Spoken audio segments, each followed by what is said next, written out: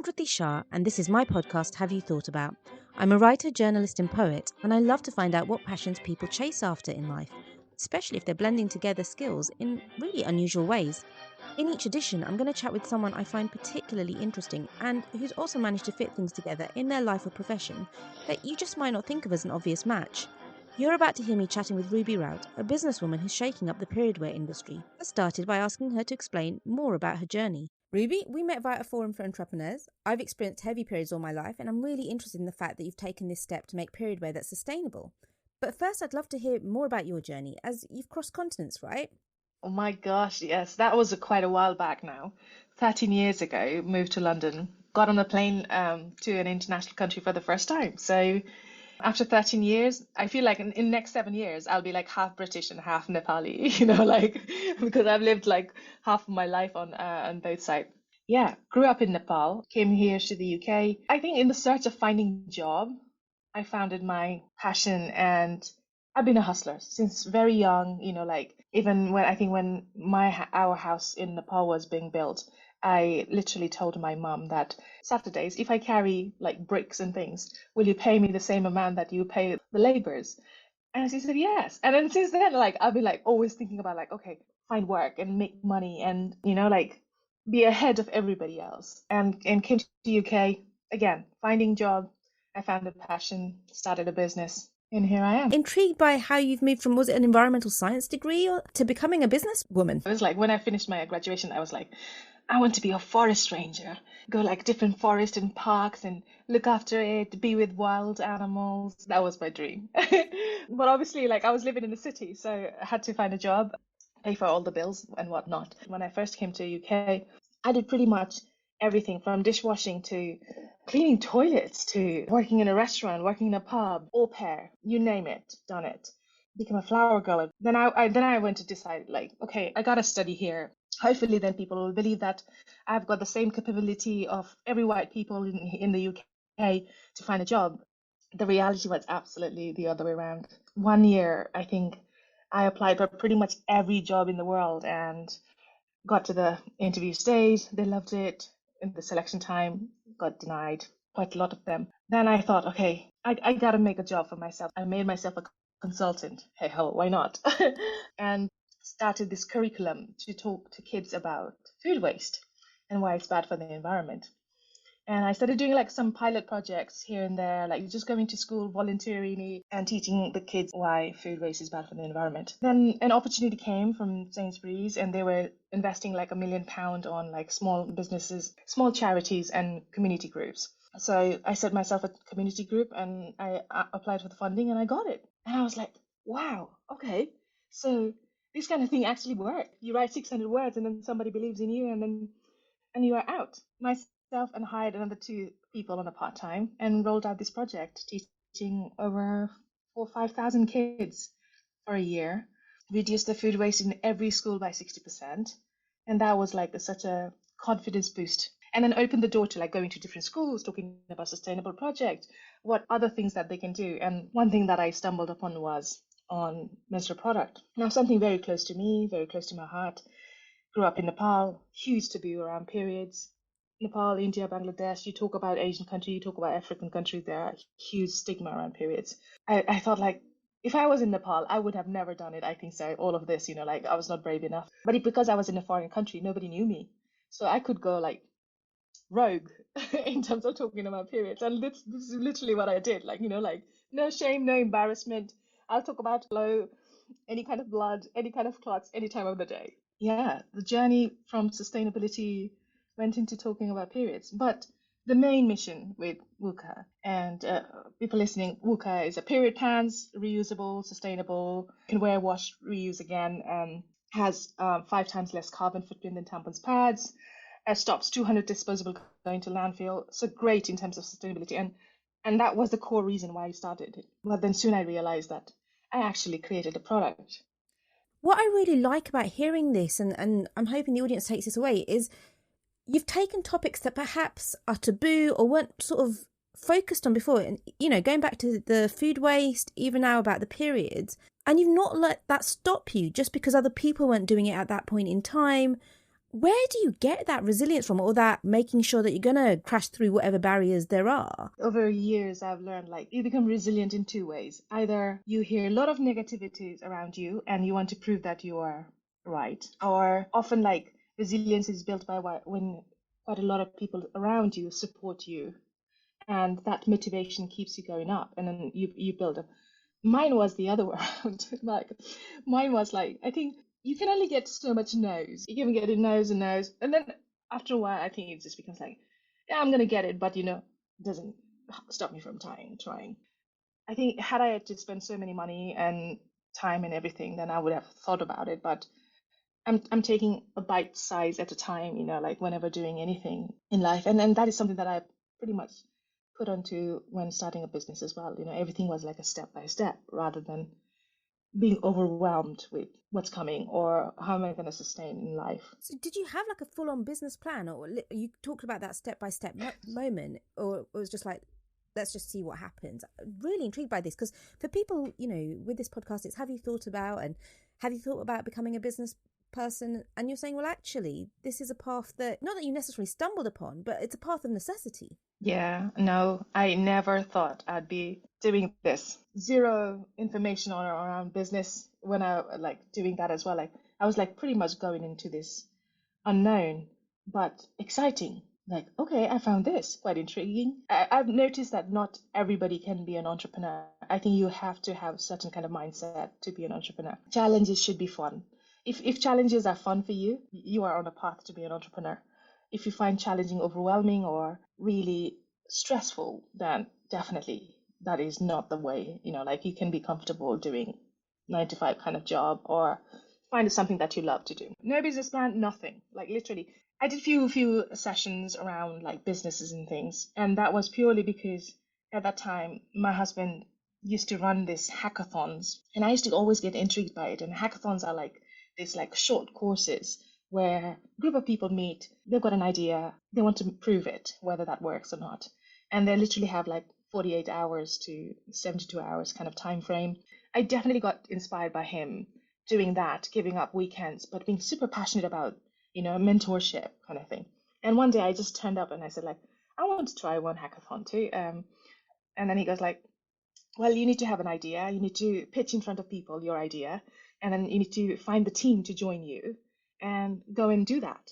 So went and pitched this idea called Pocket Money Club, where your neighbors create a job for kids around you, and then the kids can go and do, I don't know, mowing the lawn, pet sitting, those kind of thing.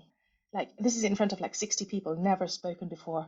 I'm literally like my legs at that time were like shivering, like with adrenaline, with scare, with like, and there were like 6 people who wanted to join in my team, and I was like, okay, so, and it's only not you have to take that ownership, and you don't have to take that decision. You form a team so that people with different skill can come and work together with you. So I think those bits and pieces along the journey of like being daring, putting yourself out there, like not being scared.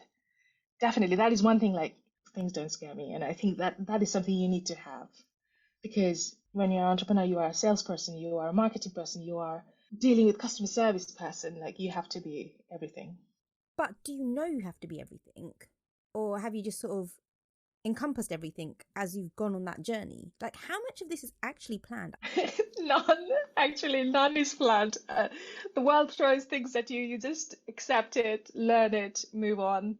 Hopefully, it'll be easier if I ever started the next business, but it definitely is a hard journey. Like don't think that, oh, you've got a great idea and it'll flourish kind of thing. You have to put the number of hours in it. It's all about like how much you invest. That's what you're gonna get return on investment. Along the journey, made so many mistakes, and still making mistakes, literally, honestly. Like it's crazy. Like I think my first mistake was like designed a packaging that was supposed to fit through the letterbox to reduce the cost of shipping, but also like people don't miss the delivery. Made 5,000 of it. When it came to proofing, I didn't check that the height had been changed. So I got all parcel boxes. That means the cost of shipping was increasing. People would miss their parcel and had to go and pick it up. And that 5,000 boxes stayed in my warehouse for 3 years. I could not shift it. Did you ever shift it?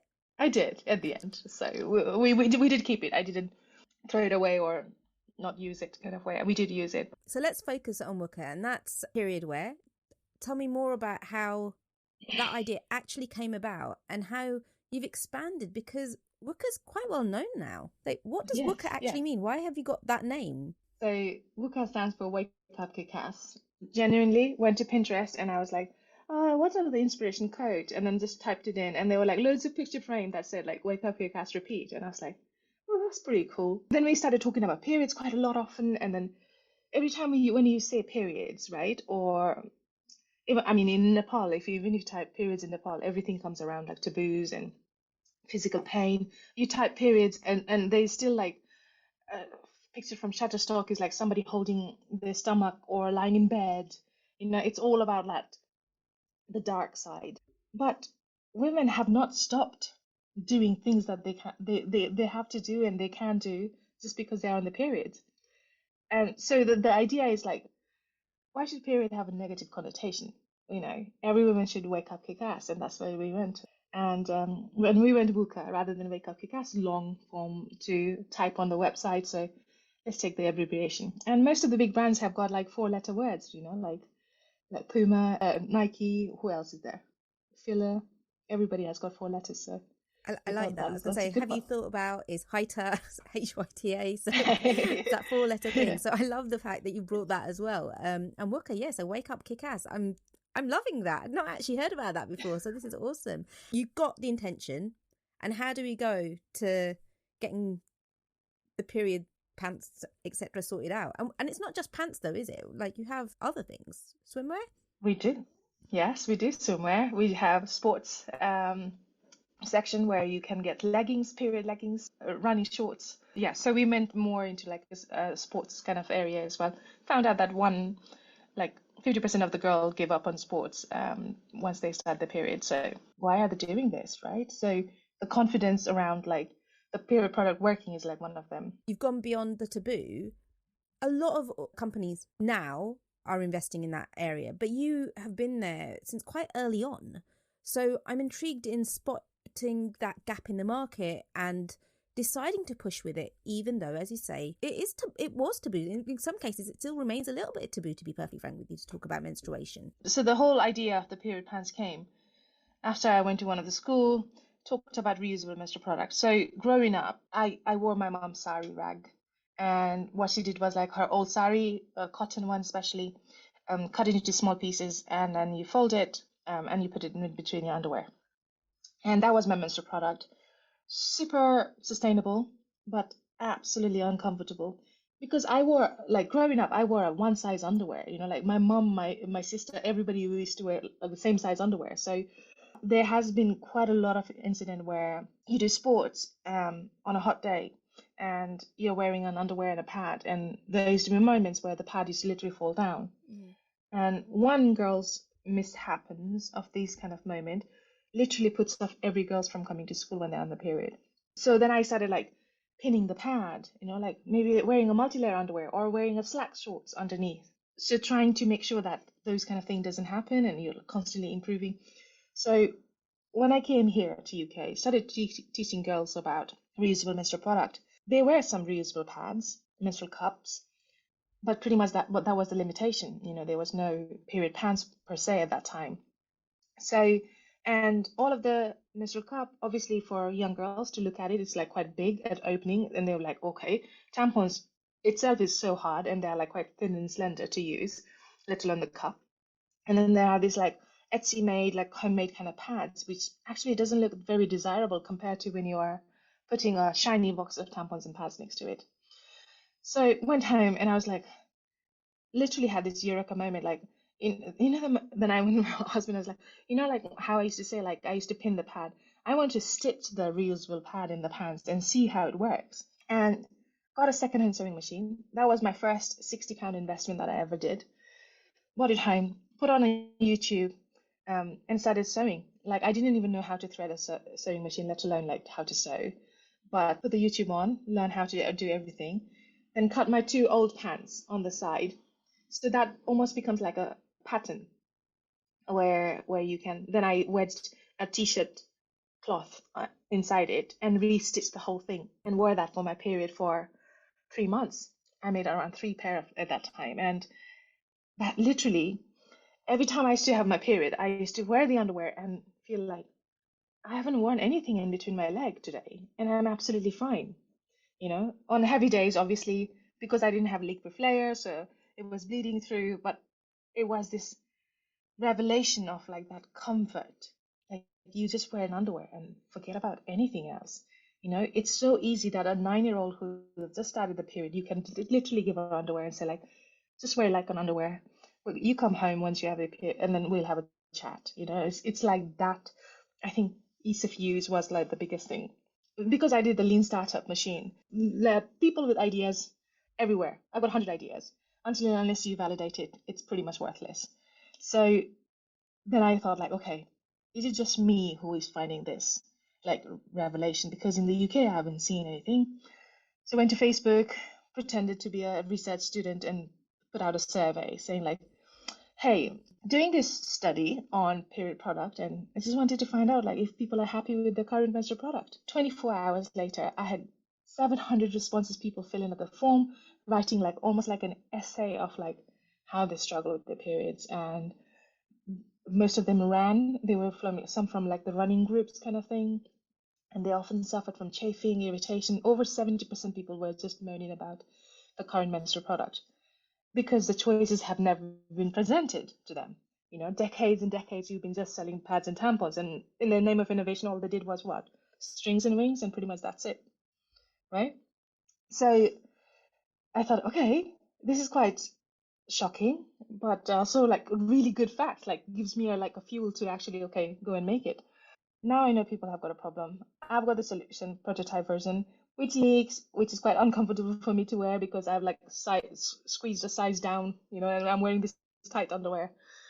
But I was lucky enough, like my husband is in design background, so he did hardware, software design. So I just took my used underwear and I said like, can you make this look a little bit nicer and look a little bit comfortable? And I don't know what to do with the fabrics as well. So okay, then he started sketching out, and we created this nice, beautiful design. And I started researching fabrics, and found out this fabric manufacturer here in the UK that did an absorbent fabric that was used in undersea cabling. Oh, wow. Because when you are doing undersea cabling, you wrap it up with a fabric that absorbs any kind of leak. So if there is any short circuit, that becomes almost like a barrier. So I said like, oh, can you send me like a meter of that fabric? And then they go like, oh no, you need to buy 5 kilometer at it. And I was like, but you must have like end cuts or something. I literally just need like a tiny piece, like to see it work. So I managed to get like small swatches from them. And then I think the hard part was like finding the manufacturer, like just to even make like 10, 15 pieces. Called this manufacturer in Pontypridd. They were the last standing lingerie manufacturer in the UK actually, and they shut down like just pre-COVID. Called every day. Hey, look, I'm thinking of like making like 20 pair of underwear. I know like you must be busy, but could you please slot me in? And then they go like, yeah, we've got some availability after 2 months. Waiting for that day, right? So 2 months, grabbed my like 2 meters of fabric, the little small pieces of that goes in the gusset kind of way, and then went to factory, and they're like just the room full of women, like, and then I turn up with this underwear that I've been wearing, and they go like, "You want to make that?" She goes like that to me. That looks horrible. That's like my grandmother's underwear. They go like that to me, and I said like, "But it's for period. You're supposed to like feel comfortable about it." I was like, okay, and I mean they had a huge laugh around it, like the way that I took my underwear. But at the end of the 2 days, they made me 20 underwears. Went to Facebook and said like, I've got a prototype now. Who would like to give it a try? And literally next day, I had like 15 women lined up. So everybody got a pair each. We did the size testing. Obviously, it went off the charts. Everybody says like, I'm XL, but then like the underwear doesn't fit, and then it's like, oh my god. So that was a learning as well, like you always have to do a size testing before you do any kind of productions. And after a month, I just got raving comments from everyone saying like this is so comfortable. I'm van driving a whole day and I didn't have to like worry about changing. So comfortable, so easy to use. It was just like, oh, mind blowing. Like, it's just, yeah, it's just like, I think I got really lucky that every point of validation was like to the direction that I wanted to go. Things could have gone wrong at any time, like. Then November 2017, went to Kickstarter, filmed a video telling the story. This is what happened, this is what I'm doing, and if you like to buy some underwear, pre-order it. And went live. Then we got fully funded in like 3 weeks, £7,000. That's all I wanted. And that's all I got. And that's all kicked off this whole thing. Tell me more about what makes yours stand out. So they are sustainable, they are reusable, and they have got, on average, 5 times less carbon footprint than tampons and pads. And what happens, like, it's the uses of the cycle, I think so. So once you buy 4 or 5 pair of pants, pretty much that will last you for over 2 years of your period.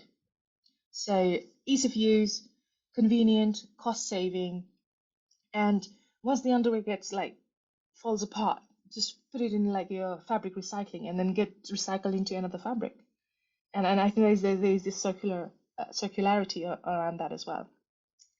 And I think that's where we want to head towards. Like, could we implement something like that within our flow of the business? At the moment, the people have to just recycle themselves.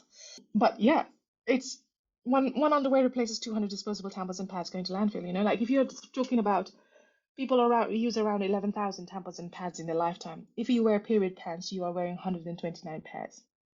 11,000 versus 129 pairs. So that is a big difference, actually, in terms of the numbers.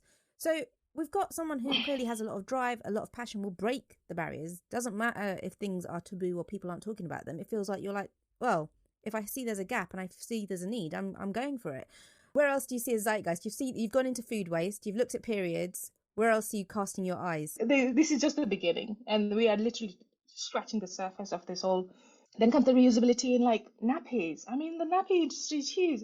Reusability in incontinence, like that's another huge. Like, to sustain in a world and to leave the world for our next generation, we have to act upon now. And do you have any downtime? I do have downtime. I cry. That's a good way to take it out. I have many doubts. Like, I was like, I can't do this anymore kind of moment. I've got dogs. I walk them. I vent with everyone that I know. My husband and me, we work together. So we literally have moments like, okay, this is your week to vent. That next week is mine. The wonderful Ruby Raut of WUKA, who brings together menstruation, sustainability and more. Do you have an interdisciplinary life? I'd love to hear from you, and perhaps we can chat on this podcast that goes with my newsletter, which is called Have You Thought About, and can be found via www.krutishah.com. Please join me next time for a fun conversation with another guest who likes to shake up different elements of their life. Thank you to Rian Shah for the music for this podcast.